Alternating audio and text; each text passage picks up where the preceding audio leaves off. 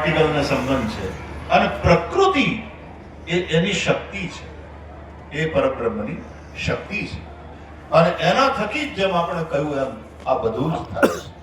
ભગવત્યાપ્તમ સર્વમ ન કિંચિત અવશિષ્યતે.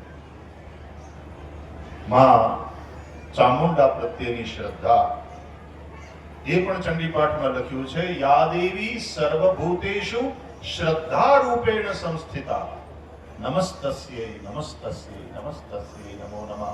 એટલે એવા બુદ્ધિ પ્રામાણ્યવાદી જે આદરણીય મહાનુભાવો છે એ કદાચ શ્રદ્ધા વિરહિત હોય, એની પાસે શ્રદ્ધા નથી, એની પાસે પ્રેમ તો હોય છે. નાસ્તિક છે એટલે ઘૃણા જ કરતો એવું તો નથી ને. નાસ્તિક પણ સમાજ પ્રત્યેનો પ્રેમ ધરાવે, રાષ્ટ્ર પ્રત્યેનો પ્રેમ ધરાવે, માનવતા પ્રત્યેનો પ્રેમ ધરાવે. શરૂઆતમાં મને નાસ્તિકો પ્રત્યે થોડો અભાવ થતો, પણ જેમ જેમ મારી સમજ પરિપક્વ થતી ગઈ એમ નાસ્તિકો માટે પ્રેમ અને એને માનવતા માટે પ્રેમ છે. આ ખાલી વિચારધારાનું અંતર છે. જેમ રાજનીતિક ક્ષેત્રમાં અલગ અલગ પાર્ટીઓ, અલગ અલગ પક્ષોની અંદર વિચારધારાનું અંતર હોય અને એ લડાઈ માત્ર વિચારધારાની હોય છે. એ ચૂંટણીથી વૈયક્તિક રાગ દ્વેષ ન પોષાવા જોઈએ અને તો જ આપણે સ્વસ્થ પ્રજાતંત્ર એના નાગરિક છીએ એમ કહેવાશે. આ વાત એટલા માટે આજે ખાસ કરીને કહું છું કે આજે પ્રજાસત્તાક દિવસ છે આપણો. 26મી જાન્યુઆરીએ 1950માં આપણે આ સંવિધાનનો સ્વીકાર કર્યો, જે પ્રજા દ્વારા પ્રજા માટે ચાલતી એવી શાસન વ્યવસ્થા. પહેલું બંધારણ હાથથી લખાયેલું, જેની અંદર કેટલા સરસ સરસ બધા ચિત્રો દોરાયા. આપણા યશસ્વી વડાપ્રધાન નરેન્દ્રભાઈ મોદીએ જ્યારે भगवान की क्या लीला है देखो, जो कभी वो वाला चुनाव नहीं लड़े थे, वो विधानसभा में पहली बार गए तो मुख्यमंत्री के रूप में और लोकसभा में पहली बार गए तो प्रधानमंत्री के रूप में. એટલે ભગવાને સિલેક્ટ કરતા હોય છે કે જબરાને જબરું કામ અપાય, નાનું કામ ના અપાય. જેનામાં કઈ क्षमता છે, कुछ दमखम है, जो कर सकता है, उसको फिर बड़ी जिम्मेदारी ही तो किसने सौंपी? भगवान ने. भगवान मतलब जनता जनार्दन ने. सहस्र शीर्षा पुरुषः, જે વેદોના પુરુષ સૂક્તમાં મંત્રો છે, જેના હજારો મસ્તક છે, હજારો હાથ છે, હજારો પગ છે, એવો એ સહસ્ત્ર શીર્ષા પુરુષ, એ વિરાટ એટલે આ જનતા જનાર્દન. અને એણે આદેશ આપ્યો પ્રજાતંત્રમાં, આપણી પ્રજાતાંત્રિક વ્યવસ્થામાં વોટ દ્વારા બહુમત આપી, પ્રચંડ બહુમત આપીને પ્રજાએ, આપણે જનતાએ આદેશ આપ્યો કે તમને આ મોટી જવાબદારી સોંપવામાં આવે છે. અને પછી સંસદમાં એ દ્રશ્ય હું ભૂલી નથી શકતો. અમે જેમ ભાગવતની પોથીની પૂજા કરી અને કરાવીએ એમ માનનીય યશસ્વી પ્રધાનમંત્રીજીએ સંવિધાનને પ્રણામ કર્યા. સંસદના ભવનમાં પ્રવેશ કરતી વખતે જેમ આપણે મંદિરે જઈએ અને પગથિયે પ્રણામ કરીએ એમ એમણે એ લોકશાહીના પવિત્ર મંદિરને પહેલા પગથિયે પ્રણામ કર્યા અને એક દિવસ સંવિધાન જેવા પવિત્ર ગ્રંથને આજે 26મી જાન્યુઆરીએ ભારતનો પ્રત્યેક નાગરિક આપણા સંવિધાન પ્રત્યે આદર અને પૂરા પવિત્ર ભાવ સાથે એ સંવિધાનને માત્ર વારંવાર સમજવાનો નહીં પણ એ અનુસાર ચાલવાનો સંકલ્પ કરે. એટલા માટે થઈને આ 26મી જાન્યુઆરી છે. આ ખાલી કર્મકાંડ નથી. 15મી ઓગસ્ટ હોય તો સ્વાધીનતાની કિંમત આપણે કેવી ચૂકવી છે એ ભૂલીએ નહીં. શું કામ પરાધીન થવું પડ્યું હતું, શા માટે આટલા વર્ષ આપણે ગુલામીમાં રહ્યા, એ વસ્તુ આપણને યાદ રહેવી જોઈએ. ભૂલોથી શીખવાનું છે ને ભૂલોનું પરિવર્તન નથી કરવાનું. અને એટલા માટે હું ઘટોગે તો કટોગે વાળી વાત,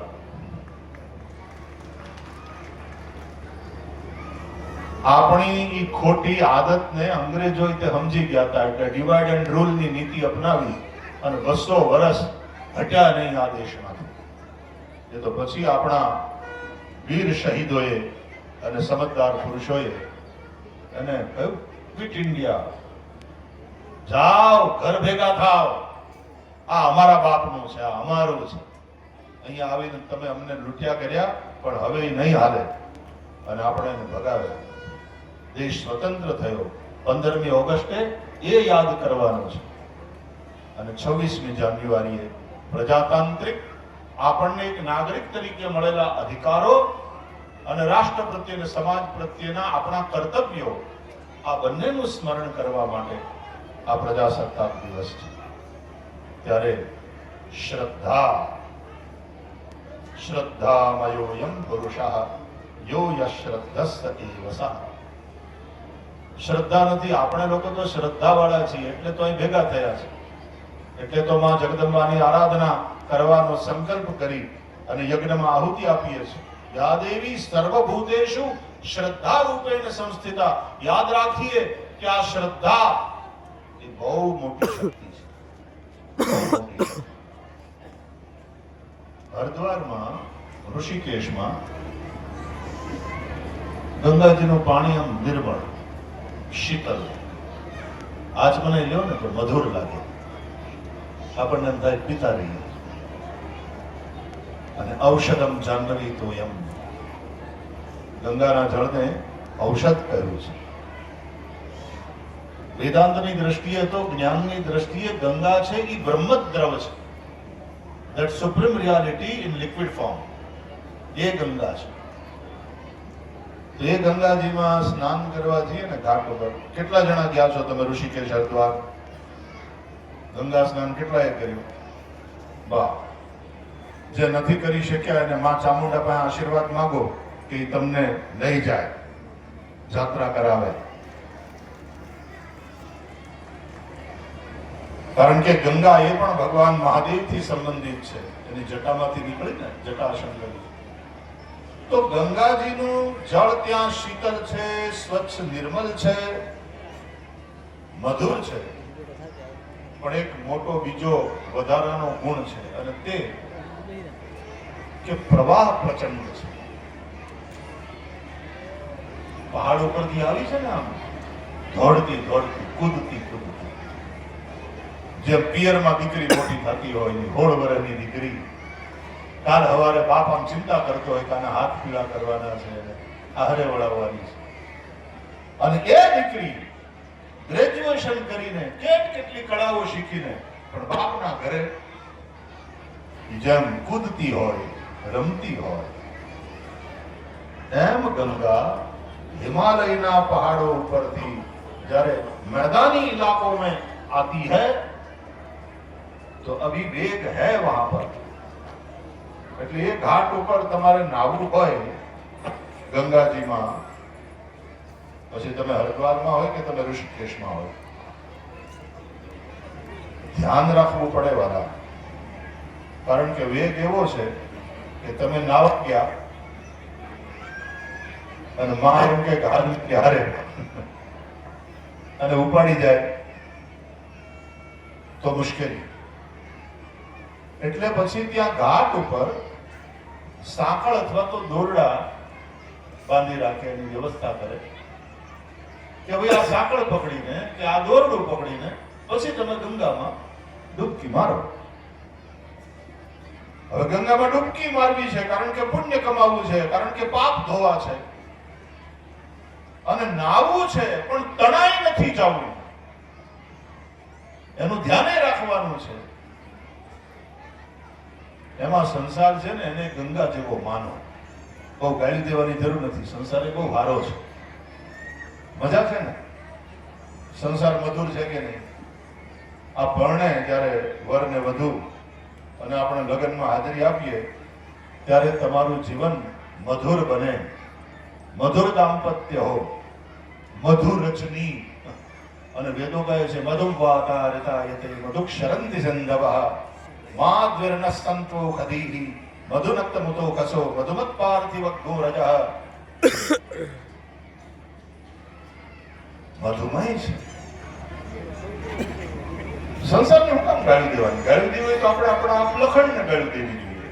આપણને જે રાગ થાય છે, આપણને જે આસક્તિ થાય છે, આપણને જે ઈર્ષા થાય છે, આપણને જે અહંકાર થાય છે, આપણી જે લાલસાઓ છે, અરે તમારે ભર્સના કરવી હોય તો એની કરો.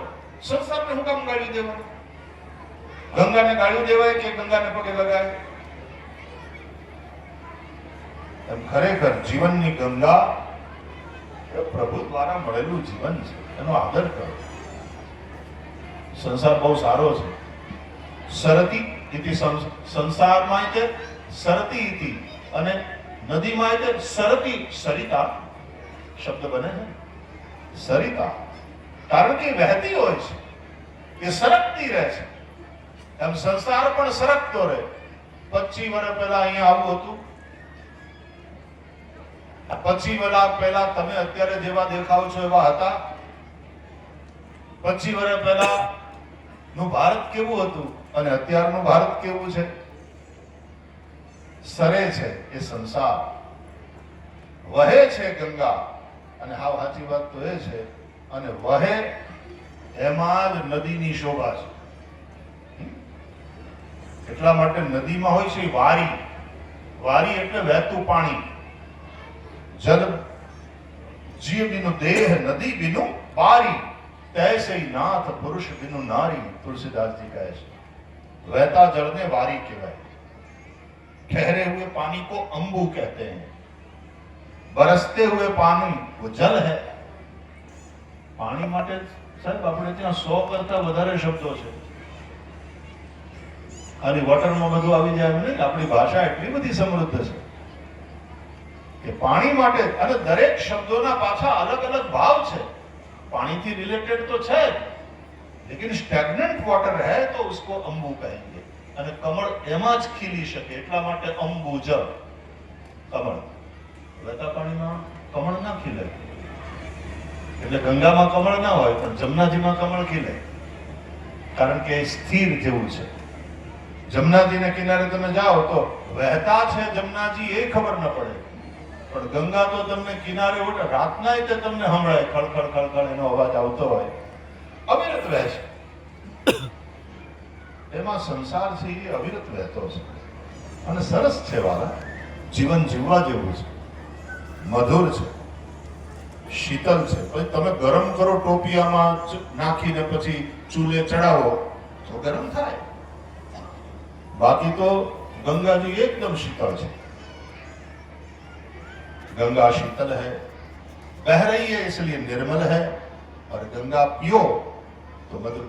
पीने से जिह्वा को मधुर रस का अनुभव, और नहाने से या तो स्पर्श से उसकी शीतलता का अनुभव, और आंख से देखने से उसकी निर्मलता का, स्वच्छता का अनुभव. इन सभी इंद्रियों के द्वारा आप गंगा जी का दर्शन करते हो और कहते हो नमामि गंगे तव पाद पंकजम सुरासुरैर्वंदित दिव्य रूपम भुक्तिं च मुक्तिं च ददासि नित्यम भावानुसारेण सदा नराणाम. જે ન જઈ શક્યા હોય ગંગા કિનારા સુધી અને સ્નાન ન કરી શક્યા હોય, મરતી વખતે આપણા સનાતન ધર્મમાં એના મોઢામાં ગંગાજળ મૂકવાની પરંપરા છે. એના મુખમાં ગંગાજળ આપો, તુલસીનું પાન આપો, તો એની સદગતિ. આપણા લોક સાહિત્યકારોએ કહ્યું હેકણ કટકો હાડકો, જો ગંગા તટ જાય તો પછી માનવ વ્યાકુળ માય, કોઈ દી ભૂત હરજે નહીં ભાગીરથ. જીવતા જીવત ગંગામાં સ્નાન ન કરી શક્યો એ માણસ મૃત્યુ પછી છેલ્લે એના મોઢામાં મૂકવા માટે ગંગાજળની ચમચી, આટલું ગંગાજળ ઘરમાં ન હોય અને એમને એનું મૃત્યુ થઈ ગયું તો કે કાંઈ નહીં, મર્યા પછી તે એના અસ્થિ લઈ અને થોડાક અસ્થિ જો ગંગામાં તમે આમ વિસર્જિત કરી દો તો એની મુક્તિ થઈ જાય. गंगे तब दर्शनान मुक्ति ही. गंगा मैया तेरे दर्शन से जीव की मुक्ति होती है. तो भैया ये जो जिंदगी है वो जानवी ही है, गंगा की तरह ही है. तो शीतल है, मधुर है और निर्मल है. આપણે ગંગાને ગંદી કરીએ પછી ગંગાજીને સ્વચ્છ કરવા માટે કરોડો અબજો રૂપિયાની યોજનાઓ બનાવવી પડે. આપણી બેવકૂફીને કારણે કે આપણે એટલો કચરો નાખીએ છીએ ગંગાજીમાં. સુંદરભાઈ, એકવાર અમે સાબરમતી માની આરતી કરતા હતા અમદાવાદમાં. આપણા જગન્નાથ મંદિરવાળા બાપુ પૂજ્ય દિલીપદાસજી મહારાજને ત્યાં સાબરમતી આરતી થાય એ ક્રમ ચાલુ થયો, કદાચ ચાલતો હશે હજી પણ. એટલે હું કથા કરતો હતો ને મને કહ્યું કે તમે આવો આરતીમાં. હું ગયો, આરતી બધા કરતા હતા અને આરતી ચાલુ હતી એ દરમિયાન જ આપણા કેટલાક ભાવિક ભક્તો ઘરેથી લઈ આવ્યા હશે ને ઓલા પૂજાના ફૂલ, પૂજા કર્યા પછી વધેલા તે પ્લાસ્ટિકની કોથળીમાં ભરીને લાવ્યા હોય એટલે આમ પધરાવીને સીધા પ્રણામ કર્યા આપણી સાબરમતીને ગંગાને મારીને. એટલે મેં આરતી બીજાને હોપી દીધી ને હું દોડ્યો પગથિયે ઓલી કોથળી બહાર કાઢવા. આટલી જાગૃતિ તો આપણામાં હોવી જ જોઈએ. કેમ આપણે આપણી નદીઓને આવી રીતે ગંદી કરી શકીએ? આપણી શ્રદ્ધા પગે લાગવું છે અને પાછી પ્લાસ્ટિકની કોથળીઓ અંદર છોડવી છે. અને એ પ્લાસ્ટિકની કોથળીમાં ભરેલા આપણે ત્યાં આટલા દિવસથી ચાલતી પૂજાના ભેગા થયેલા પુષ્પો એને નદીમાં વિસર્જિત કરવાની ભાવના હારી. કોથળી કાઢો યાર, નહીં તો પુણ્ય કરવાને માટે આપણે પાપ કરીએ છીએ. અને ઘણી વાર કોથળી કાઢ્યા પછી કોથળીનું ઉડવા દે 14મી જાન્યુઆરીની જાણે પતંગ હોય એમ. ઓલાનો દોર તમારા હાથમાં તો ખરો પતંગનો, આ જબલા પ્લાસ્ટિકના એ તો ઉડતા ઉડતા પછી ક્યાં જાય છે? પર્યાવરણને અને સ્વચ્છતાને કેટલું નુકસાન થાય છે. એટલે ગંગા નિર્મળ જ છે, એને ગંદી કરનારા આપણે છીએ. સંસાર બહુ સારો જ છે. દુઃખ જો હોય તો એનું કારણ ક્યાંક ને ક્યાંક આપણા કર્મ છે. સુખસ્ય દુઃખસ્ય ને કોપી દાતા પરો દદાતિ ઇતિ કુબુદ્ધિરેશા. સુખ દુઃખનો કોઈ બીજો દાતા નથી. એટલે આ જીવન બહુ સારું છે. જીવનની જાનવી શીતલ છે, મધુર છે, નિર્મલ છે અને એમાં આપણે નાવું છે ને પુણ્ય કમાવવું છે, પણ તણાઈ નથી જવું. બરાબર? પ્રવાહ તો પ્રચંડ છે, નાવું તો છે, પણ એ પ્રચંડ પ્રવાહમાં તણાઈ નથી જવું. જો આવી ઈચ્છા હોય તો ભલે એનો સંસારનો એ પ્રવાહ, જીવનની એ ગંગાનો પ્રવાહ પ્રચંડ હોય, પણ આપણે ઓલી હાંકળ પકડી રાખવી પડશે. ઓલા દોરડા જે કિનારે છે પકડી રાખવા પડશે. અને એ હાંકળ, એ દોરડા, એનું નામ શ્રદ્ધા. અને એ જો શ્રદ્ધા વાળી દોરી ક્યાં જોડાયેલી છે? માં ચામુંડાની સાથે. એટલે માં ચામુંડામાં એ આપણી શ્રદ્ધા જો બલવતી હશે અને એને પકડી રાખશું તો નાઈ પણ શકશું, પુણ્ય કમાઈ પણ શકશું અને તણાઈ જવાની જે એક ભયજનક સ્થિતિ હોય એનાથી આપણે બચી પણ શકશું. મંદિરોનું આ કામ છે, એ ઘાટ છે આપણા માટે. અને આપણી શ્રદ્ધા એ પેલી રસ્સી છે. સંત પુનીતે આ વાત કહી, એ કહીને પછી મારી વાતને પૂર્ણ કરું. પુનિત મહારાજે ઘણા બધા પદો લખ્યા, એકદમ સરળ ભાષામાં. રાત્રિના આખ્યાન કરતા મહારાજ અને ભક્તિનું એક આંદોલન સંત પુનિતના જમાનામાં ચાલ્યું. કેટલા આખ્યાનકારો તૈયાર થયા. કહે છે, શ્રદ્ધાની દોરી ચાલો રે જોર કરીને, તો વારે ચડશે વાલો રે મેર કરી. ભજન હોય નહીં, વંચાય નહીં, ગવાય. અહીંથી વંચાય તો ખરા, પણ એટલી બધી મજા ના આવે. ભજન ગાવા માટે ગાઓ, આ રાગમાં ગવાય. શ્રદ્ધાની દોરી જાલો રે જોર કરીને, શ્રદ્ધાની દોરી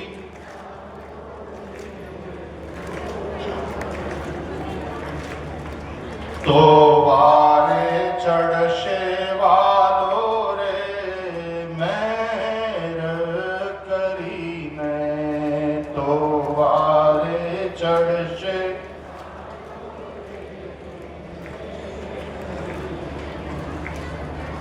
શ્રદ્ધાની દોરી જાલો તો થાક ન લાગે, શ્રદ્ધાની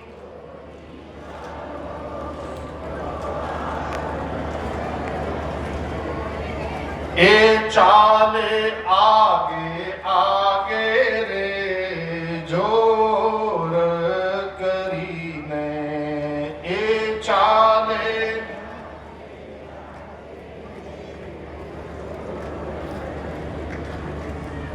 શ્રદ્ધાને